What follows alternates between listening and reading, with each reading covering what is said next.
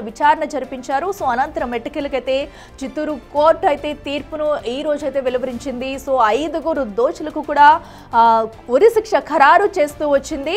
So ఉరిశిక్ష 5కి కూడా ఉరిశిక్షను అయితే ఖరారు చేస్తూ వచ్చింది కోర్టు. అయితే ప్రస్తుతం ఈ అంశం సంచలనంగా మారిందని చెప్పాలి. సో ఎప్పటి నుంచో కూడా ఈ వీరికి కోర్టు ఎలాంటి శిక్ష వేస్తుందంటూ కూడా వెయిట్ చేస్తూ వచ్చారు. సో వాంటెడ్ గానే భార్య భర్తలను ఇద్దరిని కూడా చంపినట్టు దగ్గర బంధువులే చంపినట్టు కూడా దీంట్లో ఆరోపణలు ఎదుర్కొంటూ వస్తున్నారు. అయితే మూకుముడిగా దాడి చేశారు. దీంతో పలువురు ప్రమేయం కూడా ఉంది. సో పలువురిని కూడా విచారణ అయితే చేశారు. ఇక మరింత సమాచారం మా ప్రతినిధి దామోదర్ లైవ్ లో అందిస్తారు. దామోదర్, చెప్పండి. ఎట్టకేలకైతే అటు అనురాధ కుటుంబ సభ్యుల హత్య కేసుకు సంబంధించి కూడా 5 ఉరిశిక్ష అయితే ఖరారు చేసింది. సో ఏ అంశాలను పరిగణలోకి తీసుకుంది, ఎలాంటి ఆధారాలను అయితే ఇప్పటివరకు కోర్టుకు సమర్పించారు, డీటెయిల్స్ ఏంటి?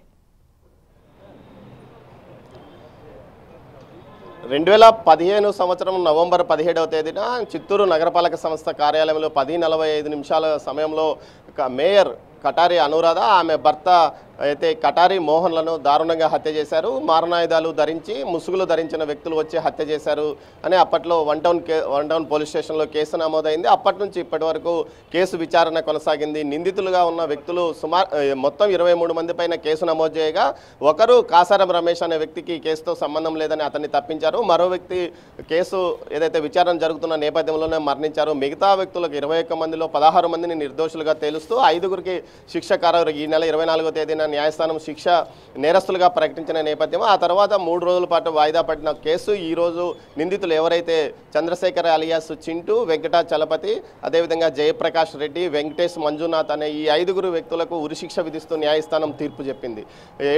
9th ఏడీజే న్యాయమూర్తి శ్రీనివాసులు ఈ శిక్షను ఖరారు చేశారు. దీనికి సంబంధించి గతంలో ఏదైతే చింటూ అలియాస్ చంద్రశేఖర్ ఇటు కటారి అనురాధ దంపతుల యొక్క మేనల్లుడు, అతను మైరేన్ ఇంజనీర్గా పనిచేసేవాడు బెంగళూరులో, బాంబేలో. ఆ తర్వాత జరిగిన పరిణామాల్లో ఇతను రాజకీయ కారణాలతో ఇక్కడికి వచ్చాడు. తన మేనమామకు అప్పట్లో ఉన్న రాజకీయ ప్రత్యర్థి సీకే బాబుతో ఇతను చాలా కాలం ఫైట్ చేసిన పరిస్థితి. ఆ తర్వాత మేయర్గా 2013లో జరిగిన ఎన్నికల్లో కటారి అనురాధ మేయర్గా ఎంపికైంది తెలుగుదేశం పార్టీ తరఫున. ఆ సమయంలో కుటుంబ సమస్యలతో అతను ఏదైతే మైనమామకు వ్యతిరేకంగా కుట్ర పన్ని హత్య చేశాడనేది అభియోగం. ఆ నేపథ్యంలో 5 మీద శిక్ష ఖరారు కాగా 5లో 2కి డెత్ సెంటెన్స్ పడుతుందని మొదట్లో భావించారు. అయితే 5 నిందితులకు కోర్టు ఏదైతే న్యాయస్థానం ఉరిశిక్ష ఖరారు చేస్తూ తీర్పును ప్రకటించింది కొద్దిసేపటి క్రితమే. ముఖ్యంగా ఏదైతే ఈ కేసుకు సంబంధించి 24వ తేదీన శిక్ష ఖరారు చేసిన తర్వాత న్యాయమూర్తి వారితో ప్రత్యేకంగా 27వ తేదీ నిందితులతో ప్రత్యేకంగా సుమారు 3 గంటల సేపు మాట్లాడాడు.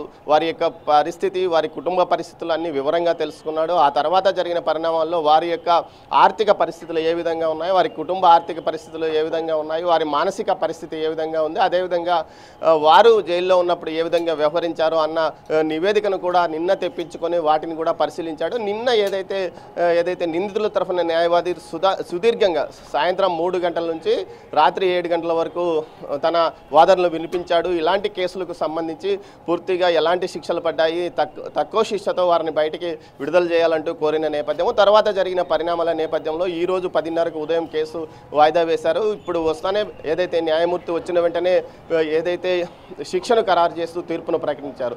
పూర్తి స్థాయిలో మరికొంతసేపట్లో ఇది అధికారికంగా ప్రకటించే అవకాశం ఉంది. మొత్తం మీద ఈ కేసుకు సంబంధించి ఏదైతే 302తో పాటు మరికొన్ని 307 అదేవిధంగా 123 సెక్షన్ల ప్రకారము.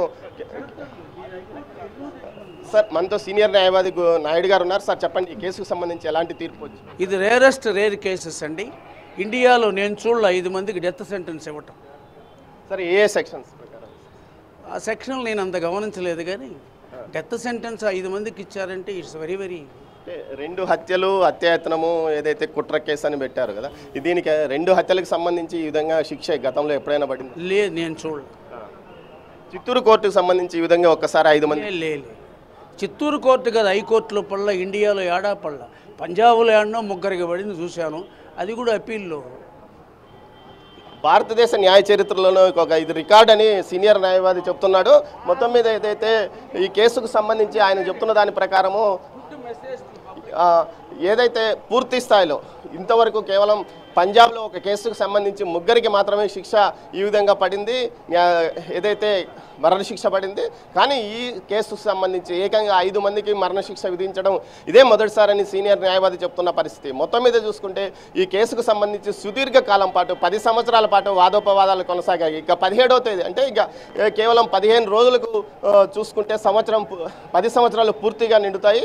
ఈ కేసుకు సంబంధించి సుదీర్ఘంగా వాద ప్రతివాదనలు జరిగాయి. కోర్టులో ఉన్నప్పుడే అనేక పరిణామాలు తలెత్తాయి. దీనికి సంబంధించి ఏదైతే కటారి కుటుంబం కూడా సాక్షులు కూడా చాలా ఫైట్ చేశారని చెప్పవచ్చు. 122 మంది సాక్షులను సుదీర్ఘంగా విచారించిన పరిస్థితి. మొత్తం మీద ఈ కేసుకు సంబంధించి 5 మందికి ఒకేసారి మరణ శిక్ష విధించడం దేశ చరిత్రలోనే, న్యాయస్థానాల చరిత్రలోనే ఇది మొదటిసారి అని కూడా చెప్తున్నారు.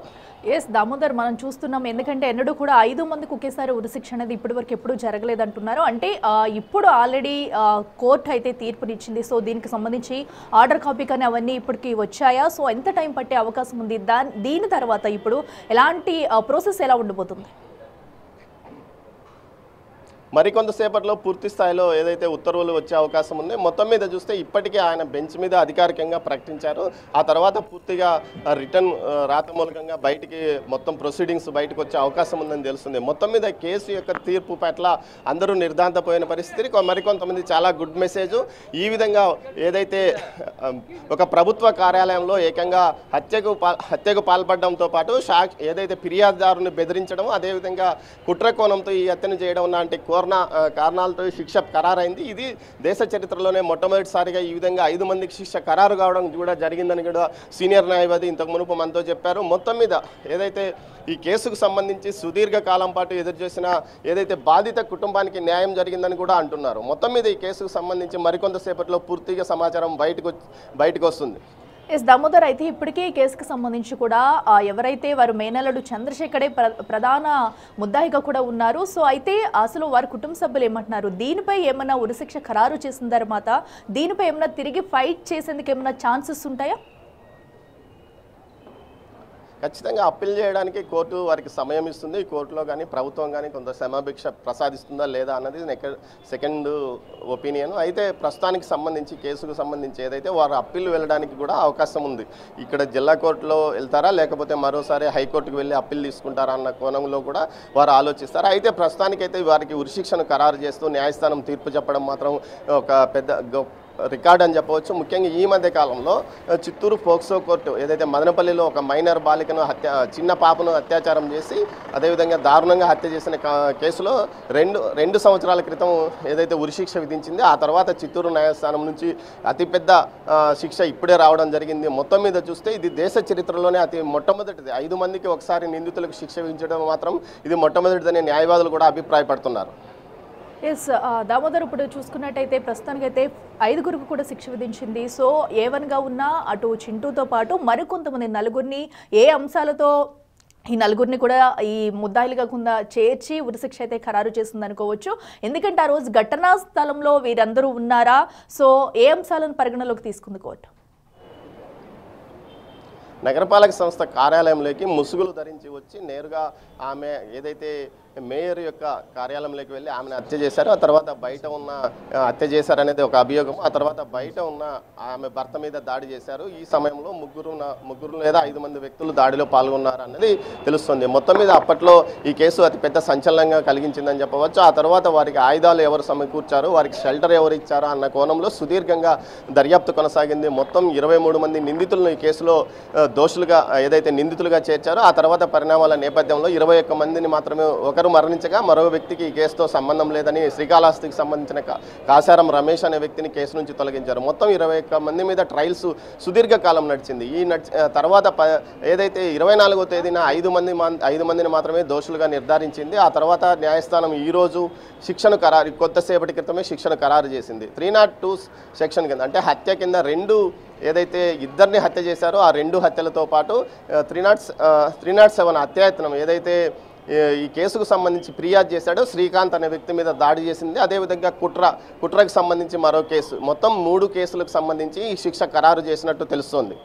ఎస్ దామోదర్, అయితే ఇప్పటికే కటారి అనురాధ కుటుంబ సభ్యులు కూడా ఈ కేసులో ముందు నుంచి కూడా పోరాడుతూ వచ్చారు తమకు న్యాయం జరగాలంటూ కూడా. సో ఇప్పుడైతే ఎట్టకేలకు కోర్టు అయితే తీర్పునిచ్చింది. సో దీనిపై వారి స్పందన ఏంటి? సో వారు న్యాయం జరిగిందనుకుంటున్నారా? వారు ఏదైతే ఇప్పటికీ వారి కుటుంబ సభ్యులంతా ఏదైతే కోర్టు హాల్లోనే ఉన్నారో మరికొంతసేపట్లో బయటకు వచ్చే అవకాశం ఉంది. అయితే శిక్ష ఖరారైన రోజే ఆ కుటుంబానికి చెందిన మాజీ మేయర్ కటారి హేమలత మీడియాతో మాట్లాడుతూ తమకు న్యాయస్థానం నుంచి ఖచ్చితమైన తగిన న్యాయం లభిస్తుంది, ముఖ్యంగా కఠినమైన శిక్షలు పడతాయంటూ కూడా ఆమె ధీమాగా చెప్పుకొచ్చిన పరిస్థితి. మొత్తం మీద చూస్తే ఆమె వారి కుటుంబ సభ్యులతో పాటు వారంతా ప్రస్తుతం కోర్టు హాల్లో ఉన్నారు. మరికొంతసేపట్లో వారు బయటకు వచ్చే అవకాశం ఉంది. దీంతో పాటు బాధితుల కుటుంబ సభ్యులు కూడా ఎవరు ఇక్కడ కనిపించలేదు, ఏదైతే నిందితుల కుటుంబ సభ్యులు కూడా ఎవరు కనిపించలేదు, వారు కూడా మరికొంతసేపటికి ఇక్కడికి చేరుకునే అవకాశం ఉంది. మొత్తం మీద అయితే ఇది దేశ న్యాయ చరిత్రలోనే మొట్టమొదటిగా 5 మందికి ఉరిశిక్ష విధించడం మొట్టమొదటిసారని సీనియర్ న్యాయవాదులు కూడా అభిప్రాయపడుతున్నారు. కొంతమంది ఇది చాలా గుడ్ మెసేజ్ అంటూ కూడా చెప్పుకొచ్చిన పరిస్థితి. ఏదైతే ప్రభుత్వ కార్యాలయంలో వెళ్ళి ఒక ప్రజాప్రతినిధిని దారుణంగా హత్య చేయడాన్ని కోర్టు సీరియస్గా తీసుకుందని కూడా చెప్పవచ్చు. Right Damodar, thank you. So ఎట్టకేలకు మాజీ మేయర్ కటారి అనురాధ దంపతుల హత్య కేసులో అయితే కోర్టు అయితే తీర్పుని ఇచ్చింది. సో 5 దోషులకు కూడా ఉరిశిక్ష ఖరారు చేస్తూ తీర్పునిచ్చింది. అయితే మరి కాసేపట్లో కూడా దీనికి సంబంధించి పూర్తిగా డీటెయిల్స్ అనేవి బయటకు వచ్చే అవకాశం కనిపిస్తుంది. తదుపరి ఆ ప్రాసెస్ అనేది ఎలా ఉండబోతుంది, వీళ్ళేమన్నా పై కోర్టుకు వెళ్ళి కోర్టును ఆశ్రయించే ఛాన్సెస్ ఉందా లేదా అనేది కూడా ప్రస్తుతం అయితే ఉత్కంఠంగా మారిందని చెప్పుకోవాలి. ప్రస్తుతం అయితే అటు చిత్తూరు కోర్టు వద్ద అయితే ప్రస్తుతం ఉద్రిక్త పరిస్థితులు తలెత్తే సిచ్యువేషన్ కూడా కనిపిస్తుంది. సో 10 సంవత్సరాల నుంచి కూడా ఈ హత్య కేసులో ఎలాంటి తీర్పిస్తుంది అనేది ఒక పక్కన కటారి అనురాధ కుటుంబ సభ్యులైతే పోరాడుతూ వచ్చారు. అయితే అన్ని అంశాల్లోనూ పరిగణలోకి తీసుకున్న కోర్టు అయితే ఈ రోజు 5 దోషులను కూడా దీంట్లో చేర్చుతూ ఉరిశిక్ష అయితే ఖరారు చేసింది. ఒక పక్కనైతే అటు కటారి అనురాధ కుటుంబ సభ్యులైతే తమకు న్యాయం జరిగిందంటూ చెప్పుకొస్తున్న తీరు మనం చూస్తున్నాం.